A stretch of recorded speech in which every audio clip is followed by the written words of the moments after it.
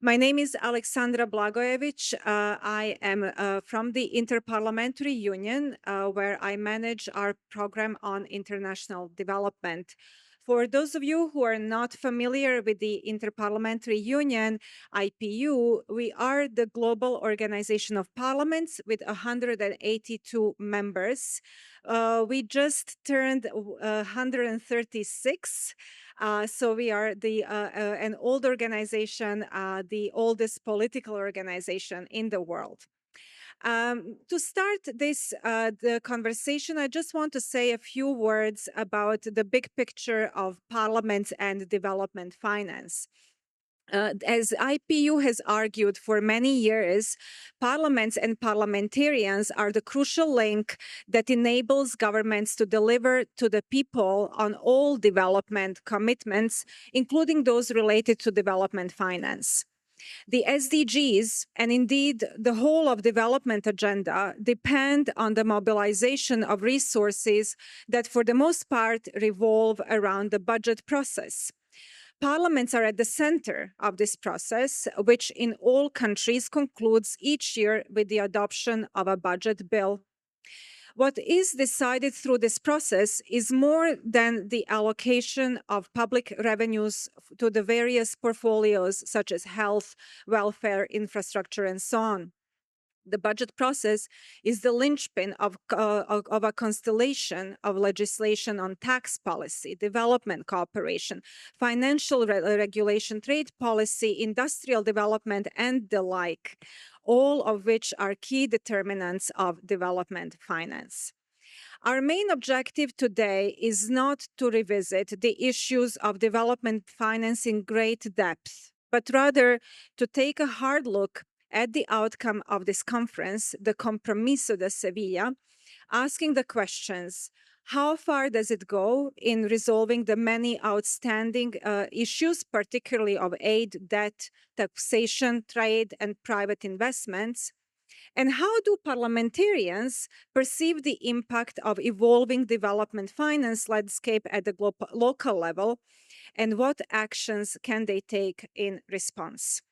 We will start with an expert presentation, followed by a conversation with parliamentarians and key stakeholders, and we will conclude with Q&A. Without further ado, let me turn now to our first speaker today, Ana Patricia Muñoz, Director of the International Budget Partnership. Ana Patricia, how do parliaments contribute to the budget process and oversight, and what recent trends have you noticed in their level of engagement? Thank you so much, and thank you for the invitation. And I don't know if we can get the presentation there as I introduce myself. Having budgets and parliaments in the same sentence is music to my ears, so thank you so much for that great framing of the conversation. I am Ana Patricia Muñoz, the Executive Director of the International Budget Partnership, IBP. IBP is a global organization that works with partners in over 100 countries, making sure that governments raise and spend money, resources, in an equitable and transparent manner. And to do so, parliaments play a crucial role. Today, I would like to split my presentation in three. First, to give an overview and context of where parliaments are as in regards to budgets in the measurement that we have implemented in about 125 countries. Then I would like to suggest 4 priority areas to focus on to meet the agreements in the Compromiso de Sevilla, and then provide some specific examples of what has been already done and what is possible.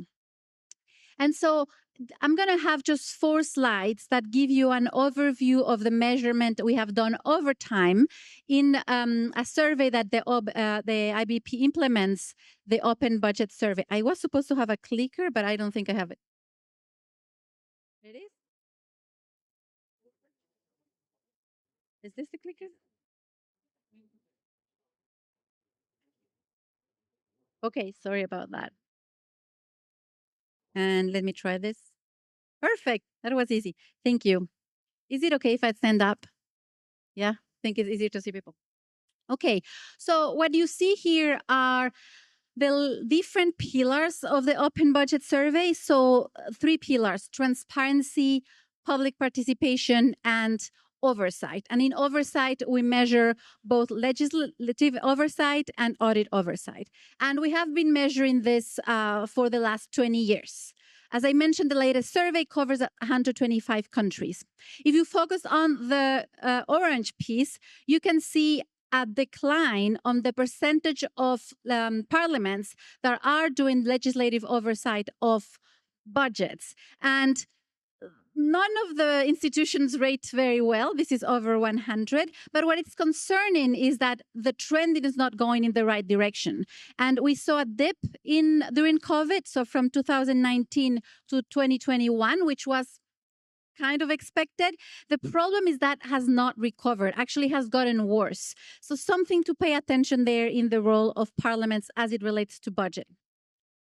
But we have more detailed questions about it. And so what you can see here are three variables that we measure. The first one is, what is the percentage of parliaments that did not approve the budget or did so late?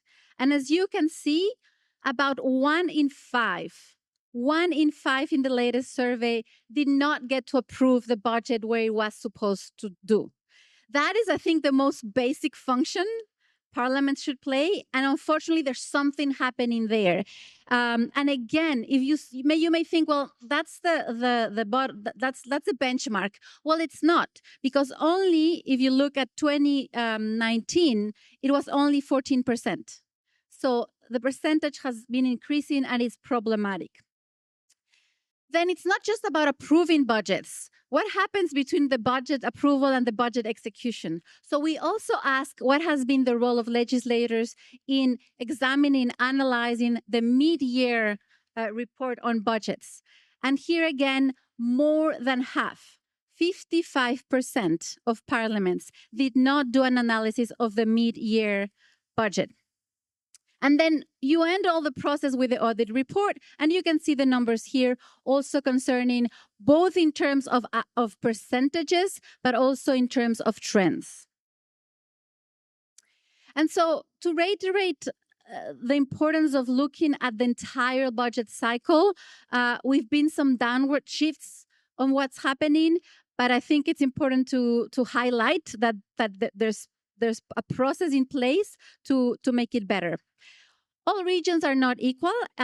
Because we analyze this for 125 countries, we also cluster the information by region. So you can see here, in terms of the legislative follow-up, which are the countries where the highest percentage is and where are the countries where the most source of concern are.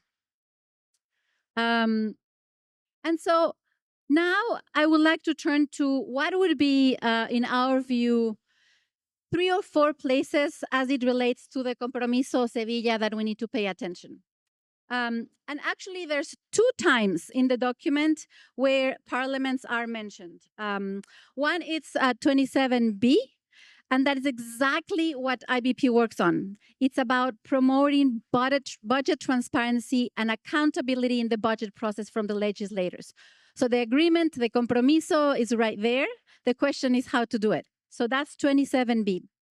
And then 48B is about debt accountability. And so pretty much Compromiso Sevilla gave me already 2 of the 4 points that I wanted to make, even before I read it. So in the work of the International Budget Partnership, we do think that's important to look both at the revenue side and the expenditure side, and also the debt management. And so on the revenue side, I may offer two aspects or 2 sub-themes in taxation that I would love for legislators to be more involved. One is tax expenditures.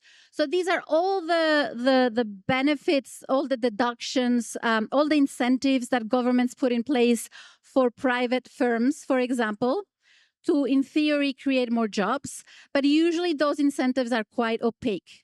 In some countries, that amount is higher than the entire budget for education and healthcare. So it's important to have oversight on this extra-official and official incentives. So taxation. The other topic under taxation, you heard it throughout this week, is high net worth individuals, and the legislators have an important point there to facilitate the mechanism to do so. So the first one, tax. The second one is debt, which is also in the Compromiso Sevilla. And for debt, there's already a blueprint. You may want to look at some publications that recently the IMF put forth on making the public debt public. And I may get into some technicalities here, but I'll just mention some concepts. So for example, our current norms and laws defining who is responsible for issuing or deciding what kind of debt a country is going to have, legislators have a key role in ensuring that there's that kind of accurate definition. Do we know who has responsibility over it? Do we have a definition of debt? What about subnational debt? What about state-owned enterprises? What about accruals? What about contingent liabilities? I'm throwing so many names there, but just to say there's already a blueprint, an agenda of legislative reforms that can be put in place to ensure better debt transparency. The third one is about budget credibility. Budget credibility is another thing that, what's the difference between what the government said it was going to do in its budget that is approved, hopefully, but everyone except 20% of the legislators, and what happens afterwards? In what sectors you have overspend, in what sectors you had underspend. And being here in Sevilla talking about development goals, unfortunately, that amount sometimes, again, of the underspend is equivalent as the entire budget for water and sanitation. And there may be reasons for that. But the parliaments have not only the right, but the obligation to ask questions. Why do we have underspent in some sectors and not others? So that's the third one, budget credibility. And the fourth one, of course, coming from civil society, is about increasing participation and collaboration with civil society. We're going to hear a little bit from one of our great partners in Tanzania, Semkaya, who's going to tell you a little bit about the work of civil society in Tanzania with parliaments. At IBP, for example, we're working now with 12 different commissions in the parliament in Senegal, very closely on not only budget issues, but broadly public policy issues. So there's a great collaboration on capacity strengthening, on bringing expertise, on ensuring that some topics may not be partisan, but are just development goals related. So with that, I think there's a lot to be done, and hopefully more collaboration between civil society and legislatures in the future. Thank you so much.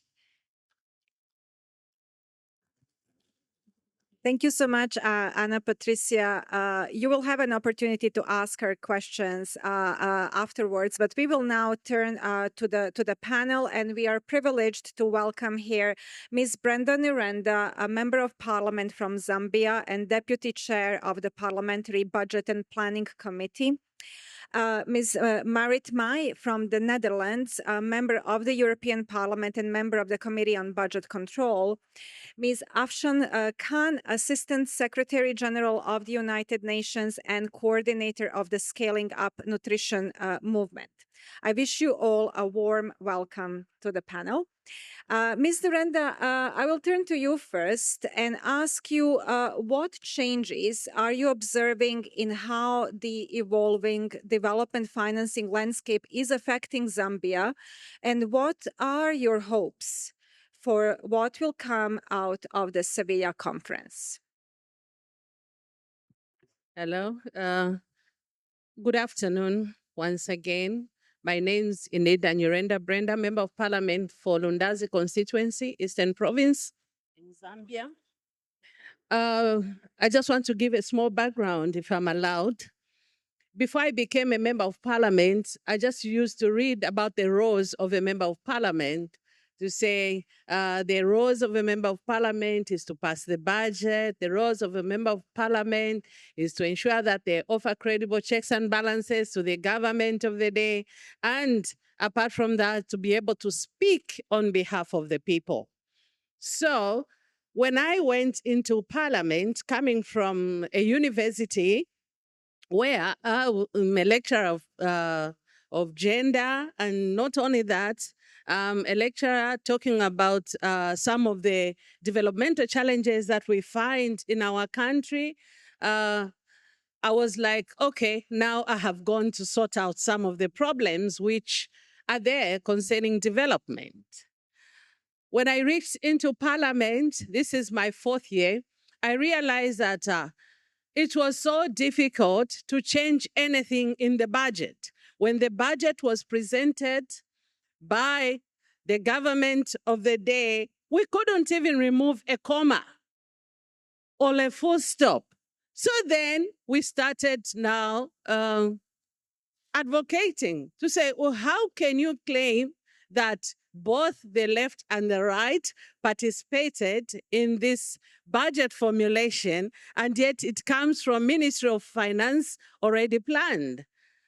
So when we try to sit and try to analyze the budget, we realize that there were quite a lot of issues that were not being handled properly. Hence, we came up with reforms on how we needed to look into the budget. We said we need to come up with sector budget analysis. We need to ensure that members of parliament have a voice, because when things are going wrong out there, they are still going to blame the members of parliament. They'll say this parliament is not working. But without money, without the budget, without planning, it means you have already failed as a nation.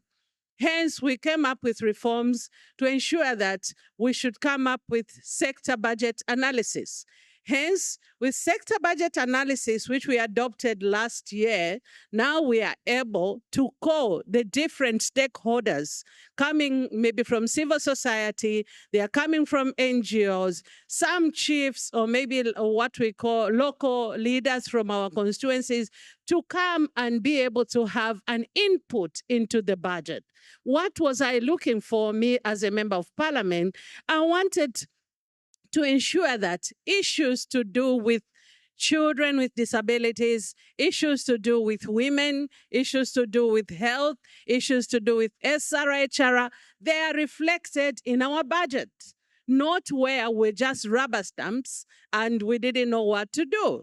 When we talk about the severe outcomes, I would want to appreciate that Zambia and many other African countries, we are countries that are walloping with debt.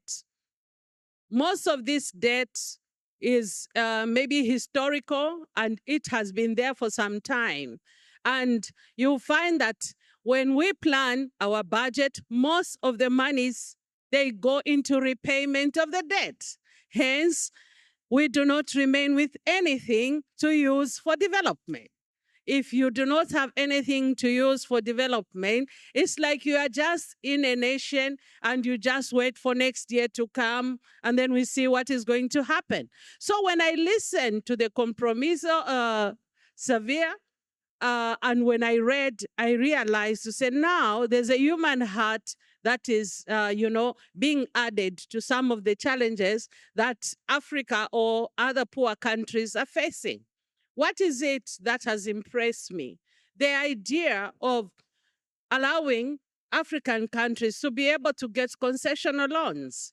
Once you get these other commercial loans, the debt multiplies even before you start doing the implementation of the programs. That was just my background. What are we doing as members of parliament? We are ensuring that the borrowing which is happening today, we have the annual borrowing plan, and we are scrutinizing them as parliament to make sure that our governments do not contract debt which is not going to be useful to the nation. For example, what is it that comes priority as a nation? When you look at health matters, when you look at educational matters, when you look at issues to do with food, agriculture, these are some of the issues that are priority to our country. If you are going to contract debt, that will not reflect the challenges that we are having, like accommodation, where we need to employ teachers, where we do not have the road network. It becomes a bit of a challenge. So as parliament, we are now the gatekeepers to ensure that nothing passes without us, having a comment. Even today in Parliament, it's only that I'm here. There is an extra budget which the Minister of Finance brought to the House, and the opposition is up in arms because they have to see to it that whatever is being brought on the table, it is really something that is going to reflect the desires of the people out there. I submit. Thank you so much, Ms. Nurenda. I will now turn to Ms. Mai, member of the European Parliament. As you know, the European Parliament is an influential actor in international development. And I would like to ask you, what are your perspectives on the current state of international development financing? Thank you very much, and thank you for inviting me. Thank you for being here on this panel. I think my formal answer as a leader of the delegation of the European Parliament to this beautiful city and to this beautiful I think summit that we have is that we don't have a position.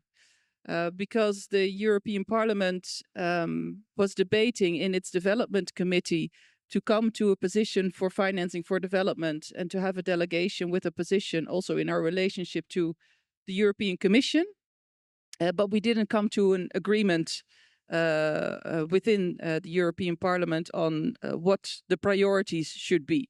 So I think there it's difficult to answer the question from the perspective of the European Parliament as a whole. But I think if we look at specifically the question on budgets, I really liked the way in which you put it. We are going to have we have an interesting situation when it comes to budgets from the European Parliament and from the European Union. The European Union, as you know, is a big donor and facilitator also of many of the organizations and NGOs, civil society organizations that are present here. And currently, we see that there's a lot of pressure on these funds that are available from the European Union as a whole, but also from its individual member states. And this is something that we are debating in our parliaments, of course, also in our budgets. One of the important things, and I heard it again, someone saying this morning that governments from Europe or from other countries in the north, they have to explain to their constituents and to their parliamentarians why they use this money for development cooperation and what's good with investing in development cooperation. And I think we have to try and turn this around and see why it is important that we have good relations and good relations with our partners that we also use for trade and for other relations there. So within the European Parliament, we're looking at one of the challenges that there is a lot of pressure on the budget for development cooperation. And we know that within 2 weeks, the European Commission will present the new multi-annual financial framework. And in that multi-annual financial framework, we will have to see how for the next 7 years, the Commission will propose to work on development cooperation. And here we as parliamentarians have a very important role, both in the individual committees and in the budgetary committee, because we, of course, there we have the influence, as was mentioned by Patricia, there we have the influence of looking at where the programs are going and where the budgets are going. And at this moment, I think we have to we'll also realize that there's a lot of pressure on this budget. There's a lot of pressure on the budget from individual member states and on the budget of the European Union as a whole, pressure to move towards other priorities. And I think for us, it's important to make sure that this priority of having a relationship relating to your countries that you have trade with, that you have a political and historical relationship with, also has a part of this development cooperation relationship. So this is something that we will for sure discuss quite broadly in the coming weeks and months after we have seen the presentation of the Commission. Thank you. Thank you very much. I turn now to Ms. Afshan Khan.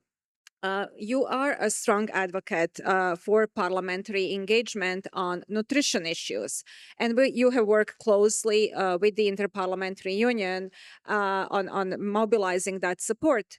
I would like to ask for your reflections on the commitments made in Sevilla this week and what you think are the key concrete actions parliamentarians can take in improving development financing.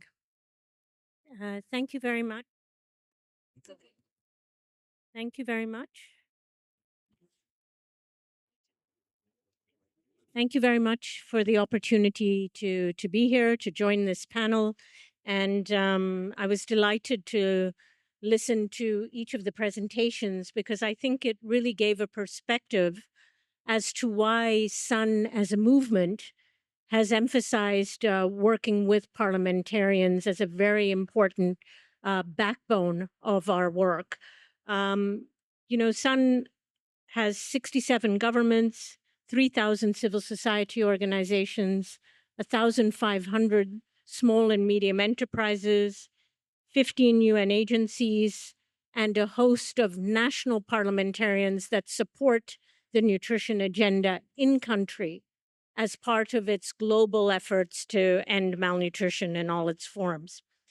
And when I listened to the other presentations, it was so clear what an important role parliamentarians play in terms of the bridge, as Nurenda so clearly stated, between citizens and states to make sure that the financing agenda truly reflects the priorities, rights, and needs of people that they represent.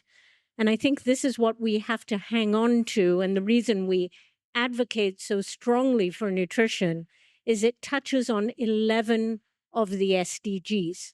So we don't only see it as a social cost, we see it as a long-term investment in building human capital and future productivity of societies. And when it comes to the Compromiso de Sevilla, I think there's a couple of things. And because there's a number of parliamentarians in the room, I do want to speak a little bit to how we see the parliamentarian role as being so important. And that includes, obviously, the Parliamentary Commission in the EU. We work very closely with Barry Andrews, who leads the work on food security and nutrition. And that's because, firstly, we see parliamentarians, their important role in championing nutrition as an outcome in their domestic national budgets, their important role in strengthening legal and fiscal frameworks. And I think that was spoken to very eloquently in your presentation. So passing laws that promote healthy diets, regulating marketing of harmful foods. These are all legislative roles that are incredibly important for influencing nutrition outcomes.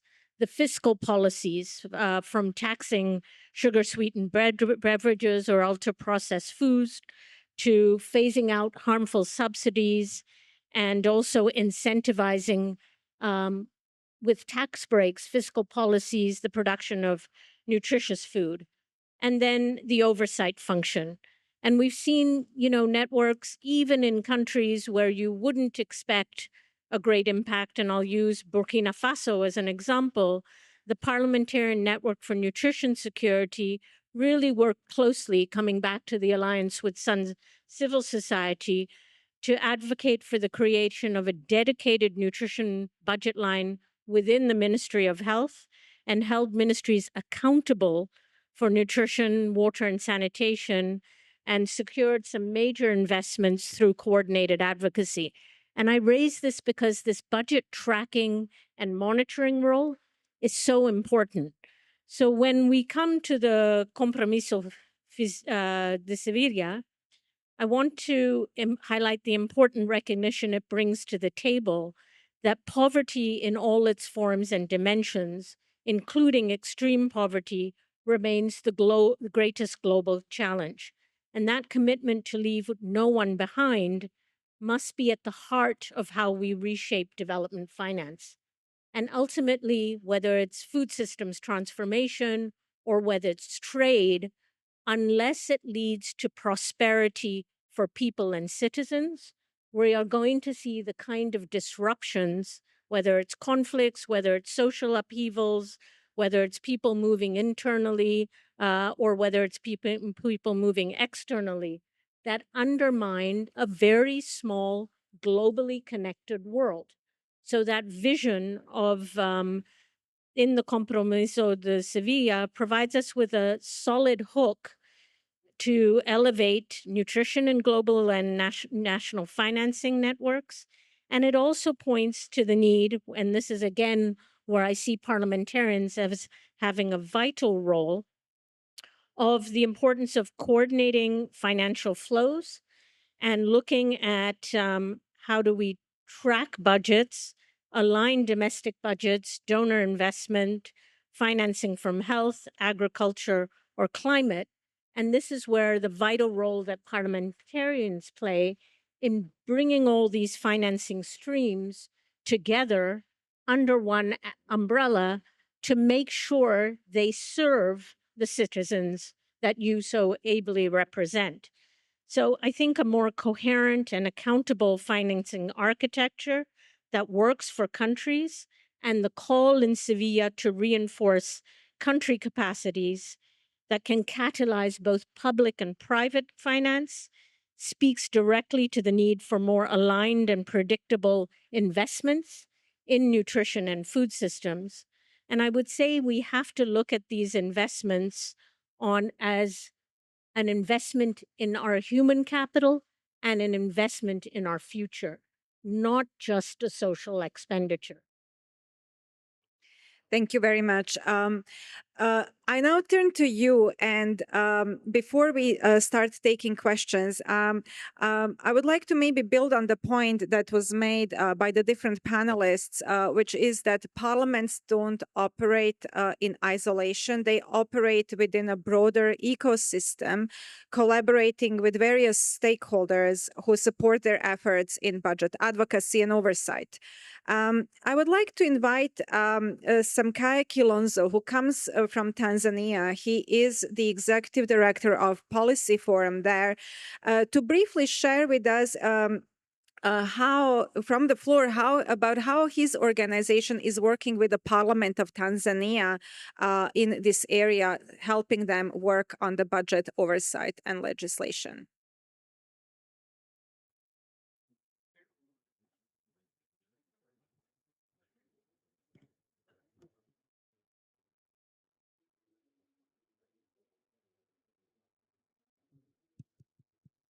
Thank you.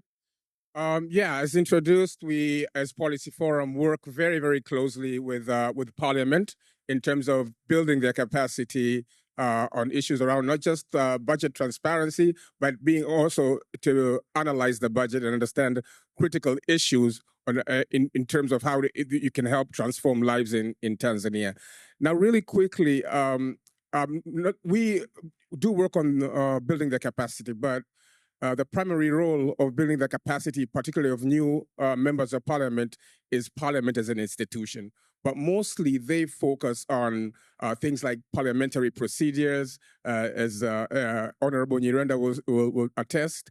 They focus on issues around standing orders and how you can be a better parliamentary in terms of a better parliament in terms of the institution itself and being effective in terms of representing your constituents.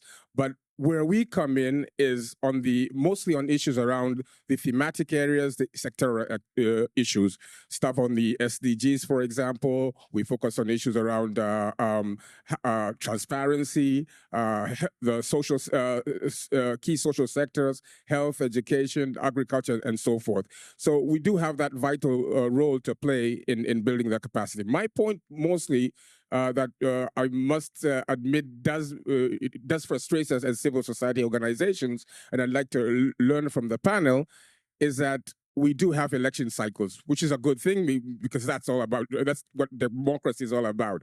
But it comes with a turnover. In our context, looking at the past 5 elections, In Tanzania, you're talking about around 60% or over turnover.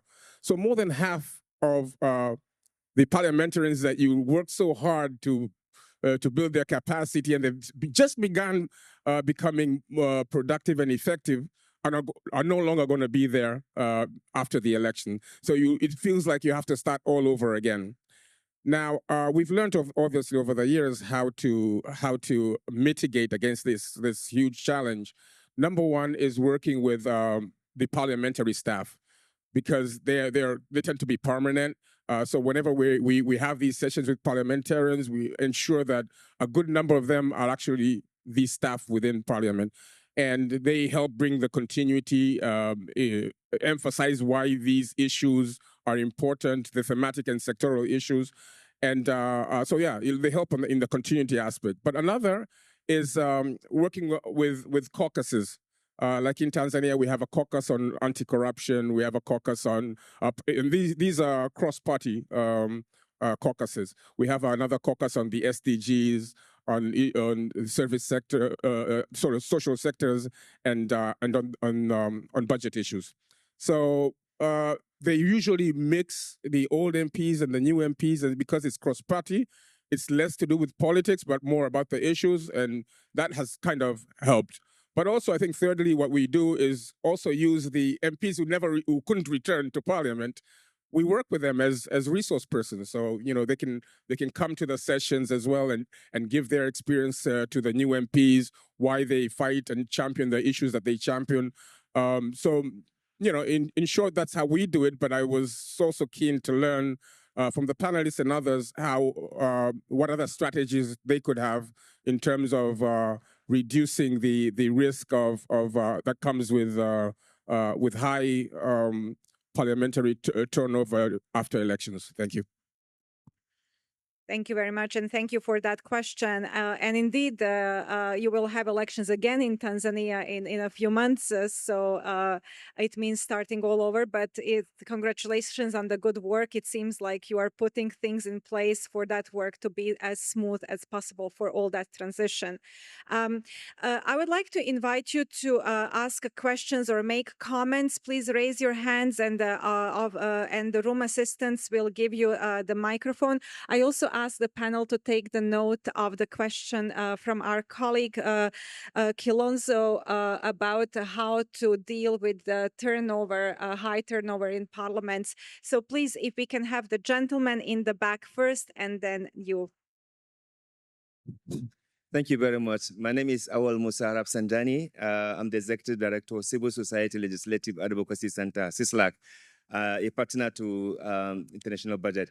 Anyway, this organization was actually established 20 years ago, noticing the gaps in the legislative engagement of both the civil society and the deficit in the legislature of their capacity to be able to carry out their mandate as elected representatives. So the organization was established to help the bridge. And ever since when we came in, we have contributed a lot in terms of developing the capacity of both the legislators and the legislative staff, like you also rightly mentioned. However, we have noted, of course, as you rightly mentioned, the turnover always, creates problems for continuity. So, of course, we invested in the legislative staff to be able to ensure continuity. Now, the challenge we have in the current parliament is that the executive is so powerful that it turned legislature into like an extension of legal department in the presidency, to the extent that critical discussion and debate are not even allowed. And as traditional approach to the legislature to debate and discuss issues, when it comes from the executive, this time around, the super executive will not let any legislator to discuss anything. And in fact, if you dare do that, you are risk to be suspended. Like they have suspended some number of senators who interrogated certain things that came from the executive. So we have this challenge of not only incapacitation, because so many of them are new, they do not understand the rudiment of legislative practice. And now with the executive that came to use intimidation, to also use money, the legislature is difficult now to discuss anything that has to do, for example, with the loans, every now and then the executive sends proposal for budget approval or for loan, they are able to do that. Now, incidentally, because of the corruption in the system, when it comes to budget, the executive allows the legislature to actually incite their own entrance into the budget. For example, about 5 trillion, we detected about 5 trillion naira that have been incited into the budget, and the executive was okay with it because the legislature will always approve whatever that comes from the executive. So that's one of the challenges. The second challenge that I think we also have is that, you see, in Nigeria, the civil society themselves, they did not seem to understand how to advocate, how to engage the legislature, because the legislative work is such that you need patience, you need to have also necessary skills and knowledge to engage, the members, and some of them, they did not have that kind of capacity. But I'm happy to say that because of the consistency of the work that we also do with other organizations as well, there has been some appreciable understanding on the rudiment of legislative work, but only that now we have super executive that dominate and control what happens in the legislature. But I think the civil society is still pushing and encouraging some few of them who are outstanding, standing to defend the mandate they have from the people. So we will continue to liberate.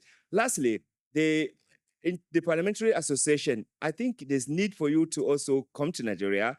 I know I have participated in some of your meetings in IMF World Bank meetings, and even one of the meetings you did in Brussels some 10 or 12 years ago. But I think in Nigeria, we are having absence of your presence, and there's need to have support Nigerian legislature so that they can even have understanding on how this financial institution works. Because as it is now, they don't actually know, and therefore they cannot oversight whatever loan that Nigeria, for example, collected from the IMF, World Bank, or any financial accreditators. Thank you. Thank you very much. We have a second question here, or a comment.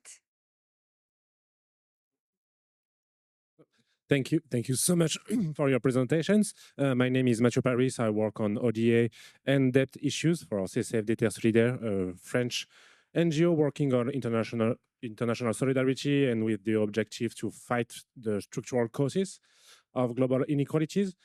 My point is that we often talk about debt transparency like a global South countries issue, but there is a responsibility of rich countries, governments, and institutions. That's, for me, the whole idea of the responsible lending principles. And those principles are in the Compromiso de Sevilla. So my question are the next. Is how creditor country parliaments can ensure more transparency of global North private creditor? Because until now, the attempts to have voluntary registry for private creditors are failures or just not accessible to the citizens. And my second question would be like, how can we ensure private creditors' participations in debt initiatives, like suspension, restructurings of the debts, and what kind of parliamentary actions, law, for example, maybe, I don't know, North countries' parliament could work on? Thank you. Thank you so much for that question. I would like to turn to the panel now and ask who would like to address these points and respond to the questions that were posed. Ms. Nurenda first. Thank you. Thank you so much. I think maybe I'll respond to one or two. The first one is the one from the Tanzania. I would want you to talk about the retention where only maybe 30% will come back to parliament. And I don't know if as civil society or as NGOs, you have come to sit and ask, what is it that makes so many parliamentarians lose their seats? There are some of the issues that I can bring about to you is that our communities do not really understand the roles of a member of parliament. I'm a lawmaker. I'm supposed to pass a budget. I'm supposed to offer critical, checks and balances to the government of the day. But in my constituency, I'm supposed to be an automatic teller machine. People expect a member of parliament to give them money. They expect a member of parliament to be the one to drill the borehole. They expect a member of parliament to pay school fees for children and buy coffins for the dead. So you'll find that the roles of a member of parliament as civil society and NGOs, you haven't gone out there. I'm talking from Africa and Zambia in particular. You have not done so much to educate the people about what is the role of a member of parliament. Some of the members of parliament, they have never even been, maybe they've never even spoken a word in the House, but they have come back 5 times. Why? It's because they are good in the constituency. They can organize women. They can sing for them. They'll buy them chitenge. They'll buy them all these other issues. So you may need to look into that, because a member of parliament is expected to do different roles rather than representation. And then I would want to talk about the issue from Nigeria. My brother, we are suffering the same fate. Parliaments today, they seem to, this separation of powers, as IPU, you need to look at it very much, because if a parliamentarian is ill-treated, they are supposed to run to maybe the judiciary. And if they go to the judiciary, it's like there's a coordination between governments. You find that those in the ruling, they are going to manipulate the judiciary, and at the end of the day, there's no segregation of powers. So it's very important that parliamentarians are given the real and genuine immunity so that they can be able to do their work and be able to do proper representation. And now to just, I know I may not be given another time due to already limited time, I would want to say, Africa, we should wake up. We have resources, and according to one of the outcomes is that we should concentrate on resource mobilization, domestic resource mobilization. I would urge our ministers of finance, it is now time to tax the people who have been having it free. You cannot be signing for free trade area. You cannot be signing for, where you allow people are exploiting your minerals in your country. They are going away without leaving money that can build hospitals, without leaving money that can improve the education system. This is a challenge and a wake-up call for everyone in Africa and everywhere else. And apart from that, the only challenge which we are facing as Africa and Zambia in particular is that the cutting of aid is abrupt. So it's like today you are pregnant and you are going to the hospital and you find that there is no nurse to attend to you because USAID has withdrawn their aid. So now you can imagine how many people we are going to lose during this period before we can get back to resource mobilization. So any decision that is supposed to be made, there is need for you to have a human heart. They say poverty has a face of a woman. Unfortunately, gender equality has a face of both male and female. You find that the challenges that are being faced by women, they are also having a spillover to the men. So what we need to do is Africa and the world in general is to be more generous and be a bit more helpful to one another. Thank you so much. Thank you so much. Ms. Mai, what do you think about all these points? Ooh, these are super interesting points and very interesting questions. But it was also interesting to listen to you coming from a very different political system than myself. If you look at a system of a first past the post system that you have, which is different from national lists where I come from, you have a very different political landscape and also a very different responsibility as an individual parliamentarian because your constituencies are built in different ways.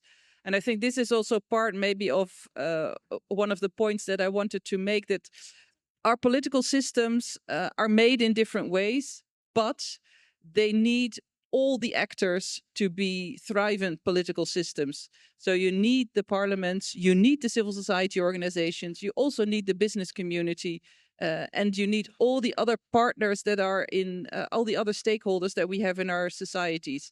And sometimes if you come to what the gentleman of Nigeria mentioned, governments, executives that are very, let's say, forceful in trying to put through their own particular idea through a parliament without a lot of influence or without a lot of consulting with civil society, with business communities, with other communities, and then also forcing it through parliament easily because of the way in which it is organized. This is, of course, not a way in which the democracy should work, and not a way in which democracy will help all citizens in a society, because also minorities need to be respected and need to have that space. You all, well, I think you also see this when you have, in a number of European countries, we have strong coalition governments. So you have a coalition that has a majority in parliament, and then it's very difficult for opposition to try and change parts of a budget or parts of a legislation, because everything has been cooked up before already. There is very little political debate then in the parliament. We're actually looking at these kind of challenges also in the European Parliament, where the Commission, the European Commission, comes with a proposal for a budget or for a certain policy issue, which has already been discussed and thought through. And then we have to look at parliamentarians, where we can bring the influence and where we can push the buttons. I like the remark that you that with the overturn of parliamentarians, you look at the parliamentary staff. I was looking straight at parliamentary staff at that moment, and the parliamentary staff was smiling when you made that. It's smiling again when you made that remark. And I think it's super important that you connect to parliamentary staff. But it also made me think of myself when I was a civil servant with the Ministry of Foreign Affairs, that often maybe you are the one that is receiving most of the information out of society, but then in the end, it's the political leadership that takes the decision. So that's also what happens, of course, in parliaments, and it's important to connect to parliamentary staff, but you also need to connect to all these new parliamentarians that either lose, because of the reasons that you said, their seats, and there's new ones, but also in the systems that we have, there's a huge overturn because of, well, simply the society thinking that the current government is not bringing what they want. So they vote for a different coalition. And I think also in national parliaments in the European Union and in the European Parliament itself, we have seen up to 1/3 or sometimes even half of the seats being filled by new parliamentarians. And they are there also for a reason. So I think it's good to also connect to them and make sure that you invest in them, even though they may be gone soon, especially if you have a system with snap elections where all of a sudden, after 1 year or 2 years, they're gone again. And sometimes it's good that they're gone, because we in my country, we have a government which I don't like so much, and it fell. So it's good that we changed, but that was not as a neutral participant mentioning that. Yes, and finally, I think on private actors in debt relief, this is a completely different topic. I see that there is a lot of movement towards seeing if we can have more private actors across the whole text and across all of the various elements that we've talked about that need investment also in financing for development. I think there is one important issue there that we always need to bear in mind, that the private investor will look at profit, which is good because it's their right, and it's the way in which they operate, which is not necessarily what we always can bring when we look for investment in social policies or in debt relief or in other elements of what governments need to sustain and to work on their governmental program. So here I think it's really important that we look at what is needed from public funds and what is needed from private funds. And then you need public funds, as you mentioned. You know, some people, they have had their free ride for too long, and not just in your country, also in my country. I mean, I'm from the Netherlands. We are a tax haven. I think it's important to acknowledge.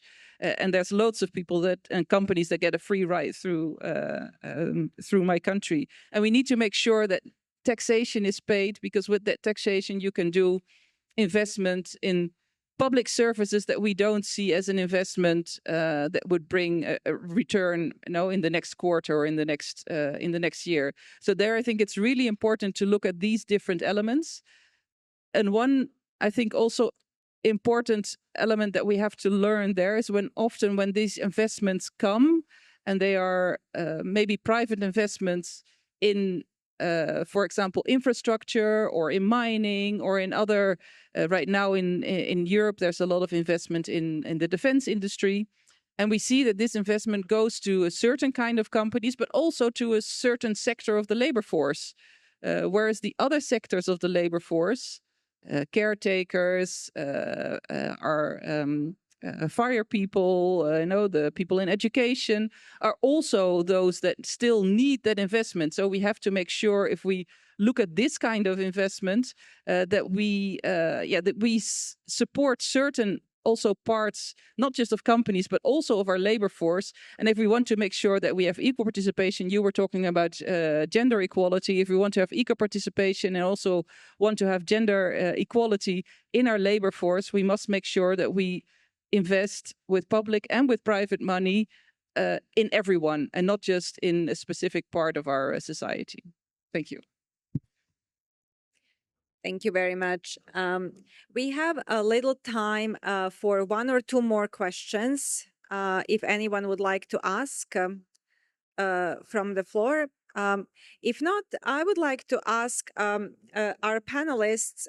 One thing that we keep hearing in this conference is that both developed and developing countries are facing a strain when it comes to delivering to social programs.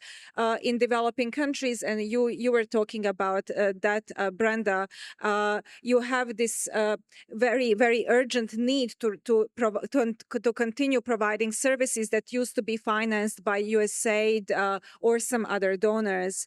In Europe, we also hear commitments to increase military spending, and that money has to come from somewhere else. And there are fears that the most affected programs will be those on nutrition, on health, social programs that affect the most vulnerable populations. So I think in both these spheres, what we are seeing is that people will be losing on social programs, and maybe even risking that those who were marginalized and left behind before risk being left further behind in these programs. So in your important work, you also deal with these people. And if you can share with us your thoughts about how best to work and communicate and engage with these groups so that they are not left behind, but are part of the process, and they receive the support from parliaments, from governments on their real and very basic needs. Thanks. Can I come in for 1 second? And I realize this question is more to the members of parliament, but I just want to give a little bit of a framing. And the reason for that is we're at a conference that's looking at financing the SDGs, right?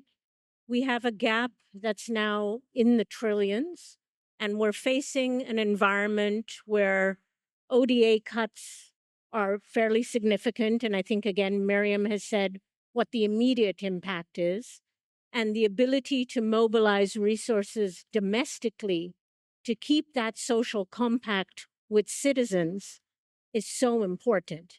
Because there's two things that I think when I listen to parliamentarians in country, and has come up in this discussion as well, that the parliamentary role on ensuring transparency, on ensuring accountability, and ensuring monitoring of the government's budgets requires closer collaboration with both the state but pressure from civil society to call for greater accountability.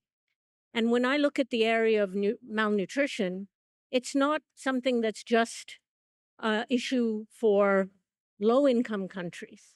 If we look at overweight and obesity now, it's 1 billion people that are overweight and obese. And that is in the global north, in the south.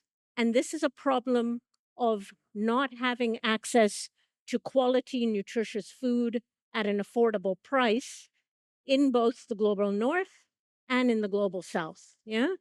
And so that means we have now a phenomena where overweight and obesity is costing on average $990 billion in productivity loss each year due to workers' ill health, or the social health impact of non-communicable diseases like hypertension, diabetes, which is passing on to the health budgets. The role of parliamentarians in both their legislative role and in their budget roles become, in terms of fiscal policies, becomes extremely important here. And I go back to the point that was raised on how do we make sure there's enough information out to rebuild the trust with communities in the role of parliamentarians, but also in the advocacy around issues that are important to society, but somehow get missed out because they're a cross-sectoral issue or they're not visible until there's a major disease outbreak, for example, like we had with COVID. So, and the co-benefits of the importance of investing in nutrition. So I think we have a lot of work to do together.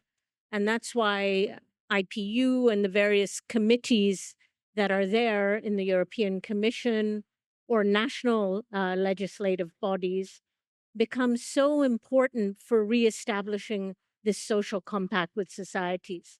The level of disruption that we are currently facing, the political fault lines, the social upheaval, I think we're just at the tip of the iceberg. And all of us who attend these global conferences, who are actors on the stage in civil society, who are partners with government or those who are working with development institutions, we have a very important role to play to build those bridges.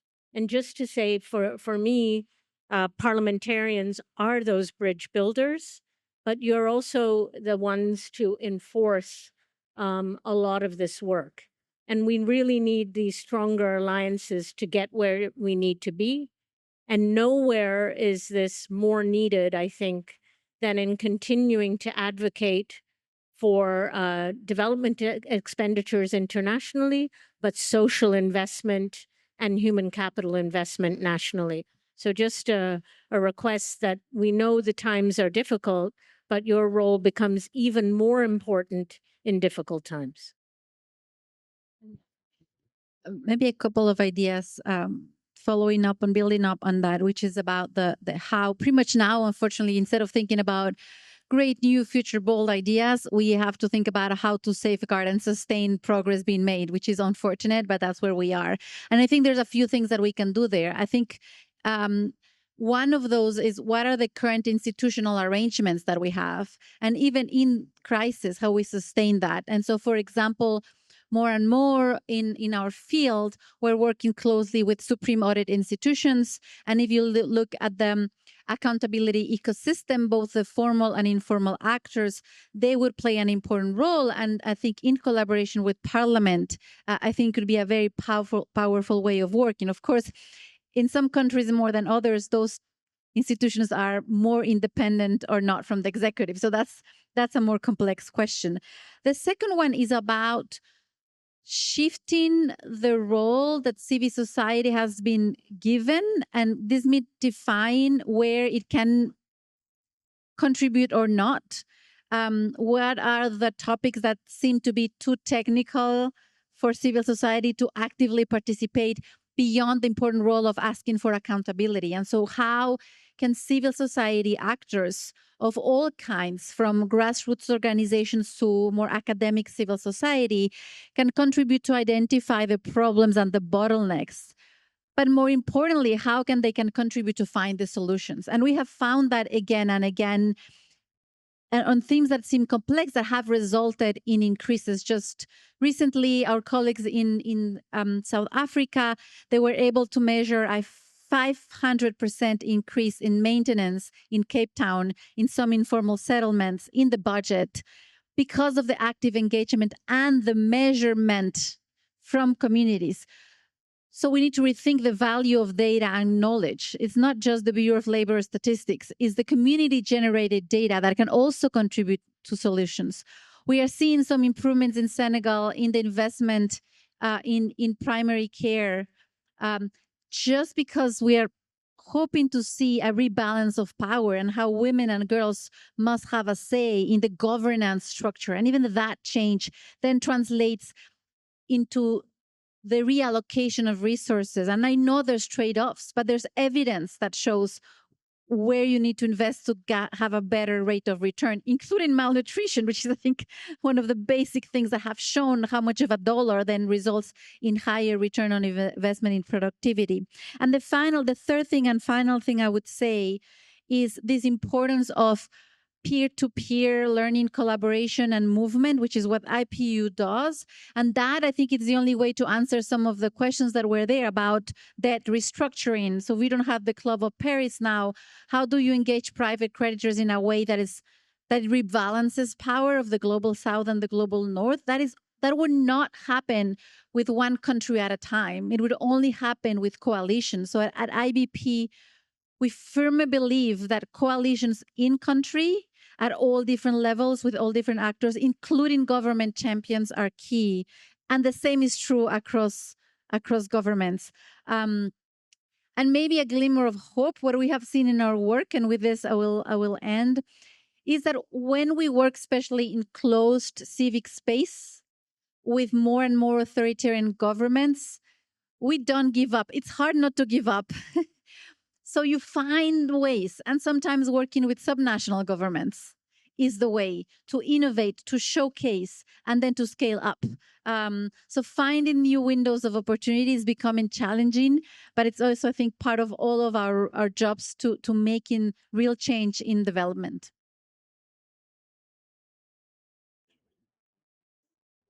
Yes, thank you, and thank you for your question, especially on investments in, for example, defense industry and investment in social policy.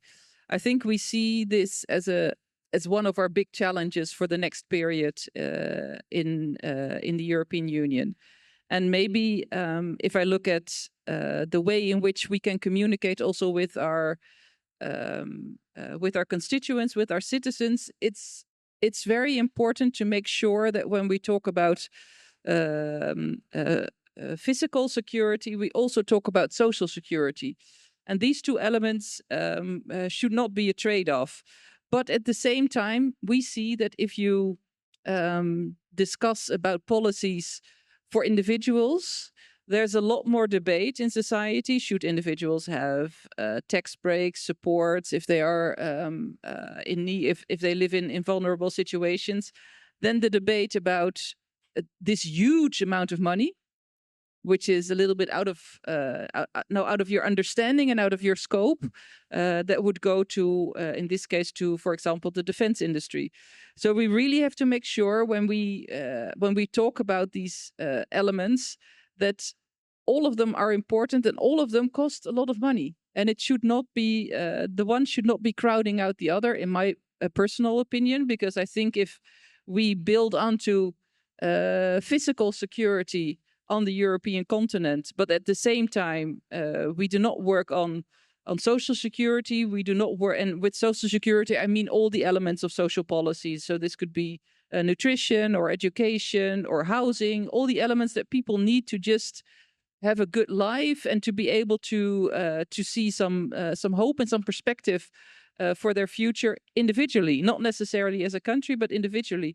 We should work on those policies as well, and work on those policies, of course, that we discussed here that relate to international solidarity, international collaboration. And if we forget the last bit, which is the soft power, so this international collaboration and the social policies nationally, and only look at the hard power, I think we lose why we have a government that serves the people. So this, I think, is really the big challenge that we have for the near future. Thank you. Thank you so much. Indeed, global development financing landscape is undergoing significant shifts.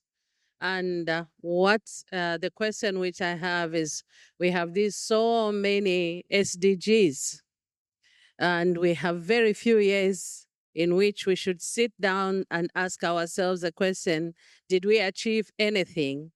And after this abrupt change, what is it that we're going to do? So some of the changes that we have to do concerning the shift is that we have to prioritize as nations what is important. For me, talking about Zambia, the basic needs of the human want are the ones that we really have to look at the moment, because desperate times call for desperate actions. So for now, as a member of parliament, we have what is called Constituency Development Fund. And instead of, giving maybe empowerment to people who may not even pay back, the best would be for us to concentrate on issues to do with health, so that we can save that girl from becoming pregnant before time. Otherwise, the problem is going to multiply.